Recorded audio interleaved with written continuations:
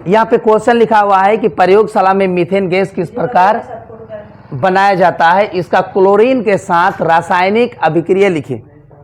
कई बार पूछा हुआ है आप लोग का जो है बोर्ड एग्जाम में, और आप यहाँ देख सकते हैं 2024 के सेकंड सीटिंग में पूछा था 19 नंबर में, और 2013 के उसमें तो 2013 में तो सेटिंग नहीं होते थे, एक के बार एग्जाम होते थे, तो 29 नंबर में 5-5 नंबर करके क्वेश्चन पूछता है। तो हम लोग इसको अगर आप अभी सुन लीजिएगा ना तो आपको एक्सप्लेनेशन का जरूरी नहीं पड़ेगा, जो अभी हम बोलेंगे वही चीज हम नीचे क्या करेंगे, लिखेंगे सेम चीज। इसलिए ध्यान से देखो, यहाँ पे होता क्या है कि एक परख नली लगा देंगे और उस परख नली को एक निकास नली के साथ जोड़ देंगे, और परख नली में डाल देंगे हम लोग सोडियम एसीटेट और सोडा लाइम। देखो सोडियम एसीटेट मतलब CH3COONA, और सोडा लाइम को क्या बोलेंगे, NaOH। इसका दूसरा नाम जानते हैं आप लोग, सोडियम हाइड्रो ऑक्साइड। इस दोनों को जब एक साथ मिश्रण बना के परख नली में डालेंगे, और इसी को किसी किताब में लिखता है ज्वालक या तो बर्नर। तो ज्वालक या बर्नर में आग लगा के, मान लो मोमबत्ती है, मोमबत्ती में आग लगा के जैसे ही इसको आग देंगे तो ये क्या होगा कि इसके बीच, इन दोनों के बीच रासायनिक अभिक्रिया होगा, और इन दोनों के बीच जब रासायनिक अभिक्रिया होंगे तो मेरा दो चीज बनेंगे, एक बन जाएंगे मेरा उसके बीच रासायनिक वैसे हमको प्राप्त क्या करना था, मीथेन, तो बन जाएंगे मेरा CH4 मतलब क्या चीज, मीथेन, और मेरा बन जाएंगे Na2CO3, इसका नाम बोल सकते हैं सोडियम कार्बोनेट। तो इसका मतलब कि सोडियम एसीटेट और सोडा लाइम को जैसे ही गर्म करेंगे तो मेरा दो चीज बनेगा, एक बनेगा मीथेन और एक बनेंगे सोडियम कार्बोनेट। तो अभी हम लोग जो है इस मीथेन को प्राप्त करेंगे इसके नीचे, इसको मिटाने के बाद। तो आप फोटो देख सकते हैं, बेहतरीन ढंग से बनाया हुआ है। ये क्या है, स्तंभ है, ये स्तंभ है, और यहाँ पे निकास नली है, यहाँ पे ये सब क्या है, ये सब बोल सकते हैं ये सब पानी है, पानी से भरा हुआ है। और ये जो खाली जगह है, एक बार ध्यान से देखना, यहाँ सोडियम एसीटेट और सोडा लाइम को जैसे ही गर्म करेंगे ये परख नली होते हुए यहाँ आके यहाँ पे जम जाएंगे, और जब यहाँ पे जम जाएंगे तो इसका जो क्लोरीन गैस है, यहाँ पे देखो बनेगा क्लोरीन गैस और सोडियम कार्बोनेट। तो क्लोरीन गैस आ जाएंगे ऊपर, ये जो खाली जगह है यहाँ पे अभी क्या है, क्लोरीन गैस है। और जैसे ही क्लोरीन गैस आएंगे इसे जल विस्थापन एक विधि होता है, उस विधि द्वारा अलग कर लेंगे, और एक माचिस जला के माचिस की तिल्ली को जैसे ही इसके नजदीक लेके जाएंगे तो नीली ज्वाला के साथ जलने लगेगा। तो हमें कंफर्म हो जाएगा कि हमारे द्वारा जो अलग किया गया गैस है वो कौन गैस है, मीथेन गैस है। और इस प्रकार हम लोग मीथेन गैस को प्राप्त कर लेंगे। तो आप इस फोटो को उतार लीजिए, और उसके बाद हम लोग क्या करेंगे, इसको जो अभी हम बोले उसको लिखेंगे कि हाँ कैसे कैसे करके इसको प्राप्त किए जाते हैं, ठीक है।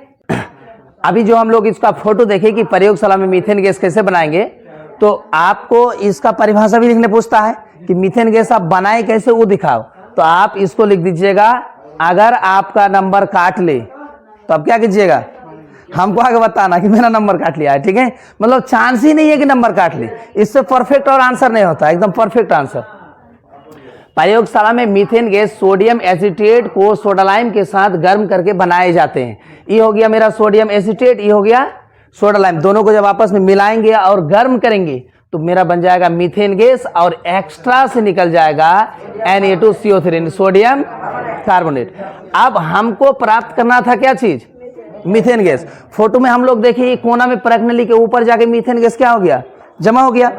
तो चित्र अनुसार सभी उपकरणों को सजाकर परख नली में सोडियम एसीटेट और सोडा लाइम की मिश्रण को गर्म किया जाता है, जिसके फलस्वरूप हमें क्या हो जाते हैं, मीथेन गैस मिल जाते हैं। और मीथेन गैस निकलता है, और जिसे पानी के विस्थापन विधि द्वारा इसी मीथेन गैस को दूसरे परख नली में जमा कर लिया जाता है, यानी जमा हो जाते हैं। और हमको कैसे पता चलेगा कि मीथेन गैस है कि नहीं है, आप जांच करो उसका कि क्या या सही में हमें मीथेन गैस मिला कि नहीं मिला।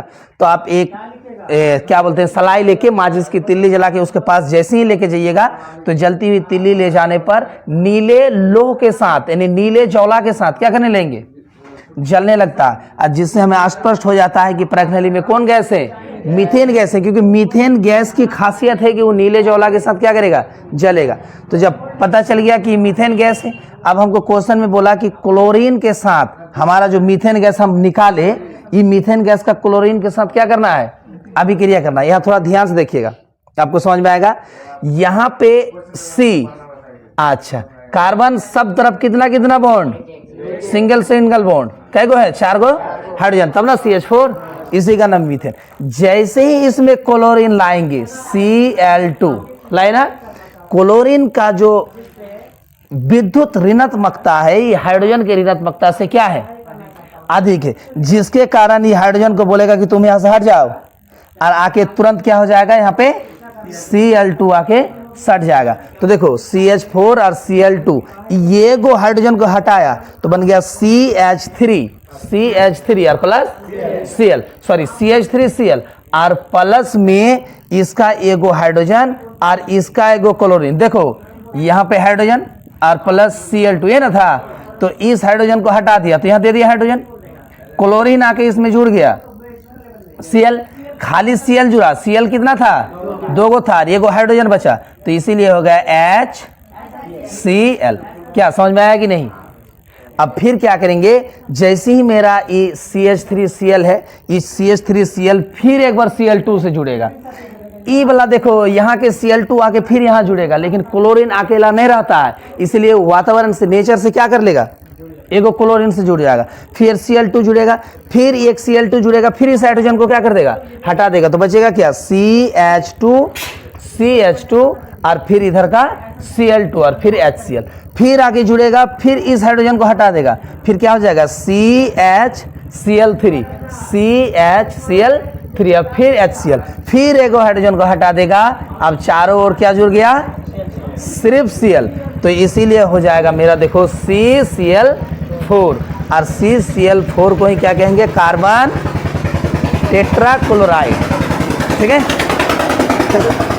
इतना आवाज करेगा तब तो कार्बन टेट्राक्लोराइड, यही हमें पूछा था कि ये जो है मीथेन का क्लोरीन से अभिक्रिया, तो मीथेन का क्लोरीन से अभिक्रिया में कितना स्टेप, 4 स्टेप। इसको हम लोग एक स्टेप में भी दिखा सकते थे लेकिन समझ में नहीं आता, तो 4 स्टेप में आप लोग देख लीजिएगा, ये चारों स्टेप एग्जाम में दिखा दीजिएगा, इसका परिभाषा लिख दीजिएगा, फोटो बनाने के बाद आपको 5 नंबर पक्का मिल जाएगा। ठीक है, तो आप सारा वीडियो ढूंढ के 5 नंबर जाके घर में पढ़ लीजिएगा, बहुत सारे वीडियो है इसमें, आपका अगर 5 नंबरिया का तैयारी नहीं हुआ है तो आपका 5 नंबरिया का तैयारी भी हो जाएगा इसी से, और आप नंबर ला सकते हैं अच्छा खासा।